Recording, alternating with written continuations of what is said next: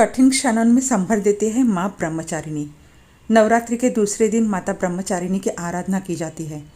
नवरात्रि में माँ ब्रह्मचारिणी की पूजा करने से माता से तपस्या का वरदान मिलता है।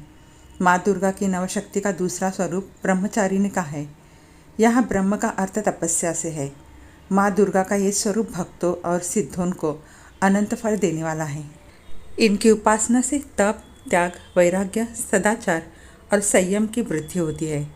ब्रह्मचारिणी का अर्थ तप की चारिणी यानी तप का आचरण करने वाली। देवी का ये रूप पूर्ण ज्योतिर्मय और अत्यंत भव्य है।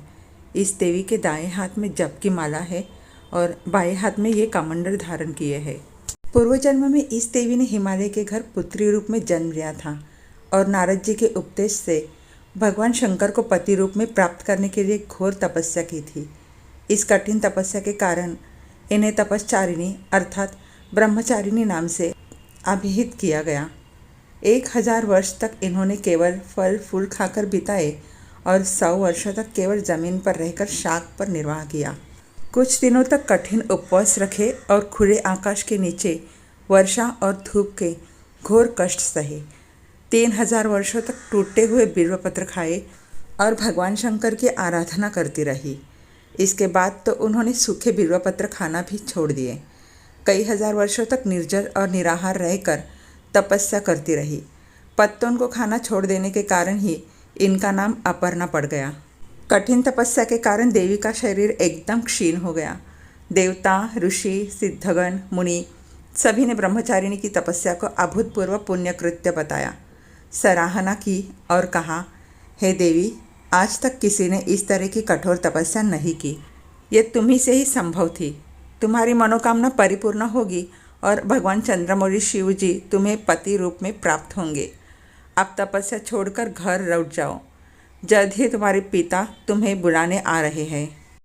इस देवी की कथा का सार ये है कि जीवन के कठिन संघर्षों में भी मन विचलित नहीं होना चाहिए।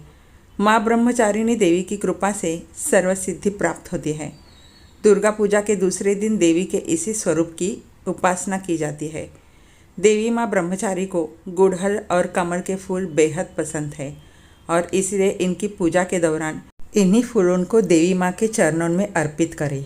चूँकि माँ को चीनी और मिश्री काफ़ी पसंद है, इसलिए माँ को भोग में चीनी, मिश्री और पंचामृत का भोग लगाए। माँ ब्रह्मचारिणी को दूध और दूध से बने व्यंजन अति प्रिय होते हैं, इसलिए आप उन्हें दूध से बने व्यंजनों का भोग लगा सकते हैं। इस भोग से देवी ब्रह्मचारिणी प्रसन्न हो जाएगी। इन्हीं चीज़ों का दान करने से लंबी आयु का सौभाग्य भी प्राप्त किया जा सकता है। दधाना कर पद्माभ्याम अक्षमाला कमंडलु देवी प्रसिद्धतु मयि ब्रह्मचारिण्यनुत्तमा। या देवी सर्वभूतेषु ब्रह्मचारिणी रूपेण संस्थिता। नमस्तस्यै नमस्तस्यै नमस्तस्यै नमो नमः।